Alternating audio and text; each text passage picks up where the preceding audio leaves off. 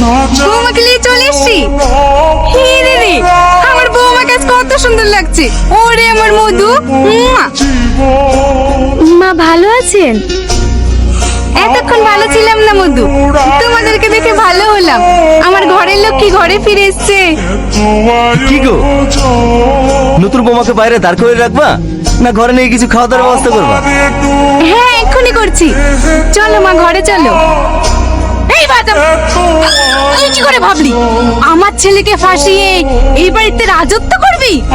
আমার বংশের প্রদীপ জ্বালানোর জন্য তোকে খুন করে জেলে যাবো সেও শিকার, কিন্তু তোকে এই বাড়িতে থাকতে দেবো না। আমার চুল ছেড়ে দাও মা, আমার ভীষণ লাগছে। কই গো, বৌমাকে একটু বাইরে নিয়ে আসো, জোসনারা দেখতে এসছে।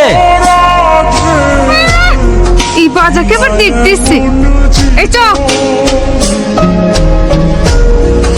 हमारे पुराइते हैं কি ব্যাপার সালমা, তুমি কাঁদছো কেন?